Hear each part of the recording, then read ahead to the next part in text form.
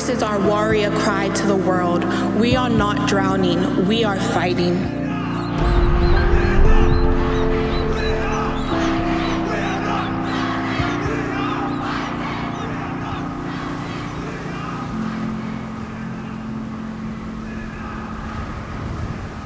Tuvalu, topua tu whenua, ase mawhai, o ngā loi te loto.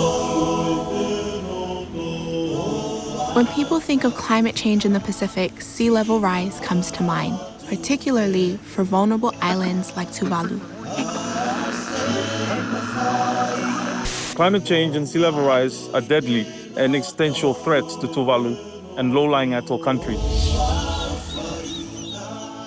Although there are many ways to describe the spirit of Tuvalu, it has been most famously labeled the sinking island.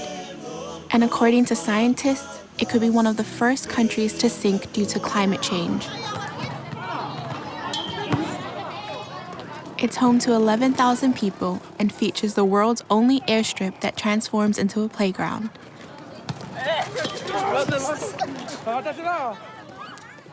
But this space is also a sinister reminder of how the land is being eaten away on this island.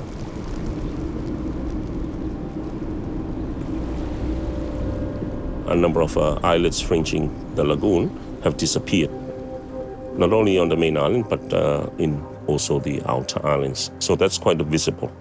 The land is shrinking.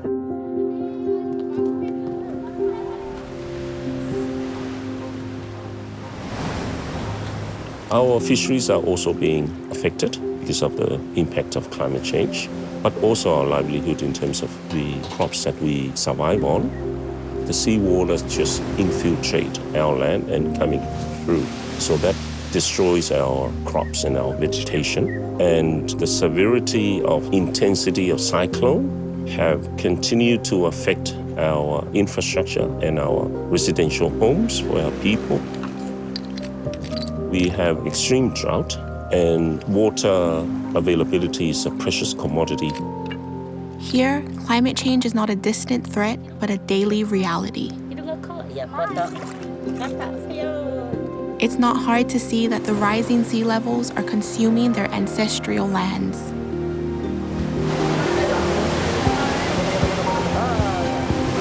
What do you do when your island is being swallowed by water, but you don't have enough water to drink? Sam, a fellow Pacific warrior, knows all too well what happens when the big tides come, but also how locals are coping with the best natural resources at hand. King tide is a seasonal thing that happens around March, and that's when the really high tides hit Tuvalu. When you see the lagoon side, when you approach onto the land, when king tides, they'll be everywhere. There'll be heavy inundation. We've gone to other islands and seen graves being dug out by the waves, being pushed inland by the waves. It is sad to see, but it happens. Do people stay in home? Paint a picture for us. Okay, like if I was wanting to know what this community does during a king tide, what are people doing? What is the elders doing? What is the young kids doing? What are you doing? During king tide, it's basically normally tell. Even with the rising waters, we have to go to work, we have to feed our pigs, we have to do our chores. Even if the water is there, we can't do much. Yeah, life doesn't stop. Doesn't stop, you have to keep on going. I think that's a really powerful image, right? That even though Tuvalu's facing all of this, Tuvaluans don't stop. Yes. They're not sitting down and waiting. They continue with life. Yes. Are you feeding the pigs when the king tide comes? Me and my cousin go, yeah, me and my cousin go.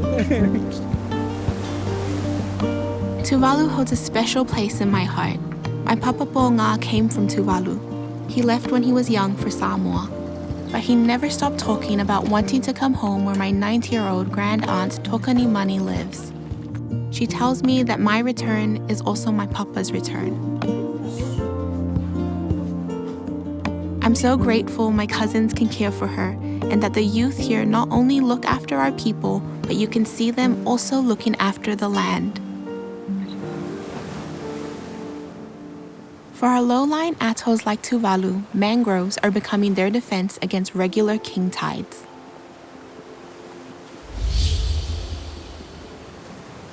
Their thick trunks and tangled branches soften the strength of incoming waves, while their root structure helps bind and build soil to prevent coastal erosion.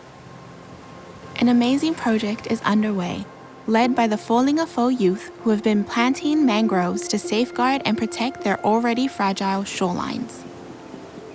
While the wider questions of their future loom overhead, for these communities, looking to indigenous planting knowledge from the past is helping them survive in the present. So you usually get them when they're seedlings, and they'll divide them into groups, and then they'll plant them. And can you plant mangrove seedlings anywhere in Tuvalu? Sadly, no. You need this type of soil, like marshy type, and it'll be protected. And what's the difference between like a mangrove system like this as wave break and a seawall? So mangroves, as anything natural, will be better, but they only dampen a little. It will take maybe 100 meters or so of mangroves to really stop a strong current. Man-made structures like seawalls that will stop the currents, but it will slowly dig away the sand around it and beneath it. So it's not really good environmentally. And what's the importance of eco-based solutions for small atolls? They are a habitat for small fishes and crabs. There's a lot of crabs running around and will help the inhabitants of these places food-wise. I'm so inspired by communities that come together like this to try and find local solutions when the bigger picture must feel so overwhelming. One question that weighs heavily on me is, what happens if the waves get worse? A king tide has inundated the Pacific island of Tuvalu. If the sea level rises to a point of no return? Powerful waves eroding beach sand, dumping debris on the roadside.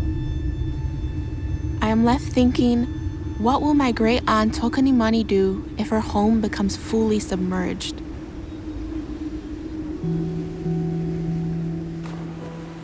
Oh, I don't know if you can do Tuvalu better. If you can do it, I find a tie Takutama. It takes a phenomenon. Natakuja, Kiatinoi Cone. They are out without Piranea. I go right here,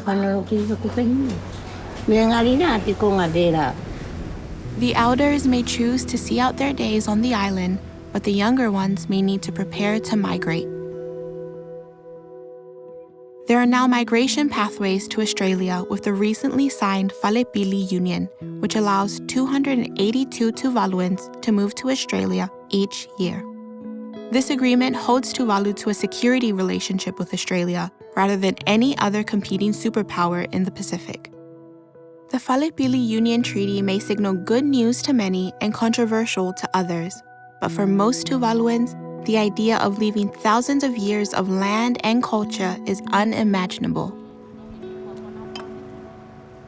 You never want your home to be taken away from you, but things are happening now, so we have to live with the future and, I guess, roll with the punches and move with whatever is changing with the climate. What will happen to the future generations of our country? This is the type of things that we think about when we say leaving Tuvalu. Migration issues are fraught with complications and haven't always led to greener pastures. For the people of Tuvalu, the pressing question is, if the worst-case scenario happens, how do we preserve our culture and identity if our land disappears? We have a digital nation initiative as an alternative innovation to what might happen to Tuvalu, having a digital platform to maintain and preserve our statehood and sovereignty and our cultural heritage. We've had to take our own precautionary steps with the Future Now project. As our land disappears, we have no choice but to become the world's first digital nation. Islands like this one won't survive rapid temperature increases, rising sea levels, and droughts, so we'll recreate them virtually. Our culture is intricately linked to land. Given the small land mass we have, any erosion or our land being taken away, that's affecting our cultural way of living.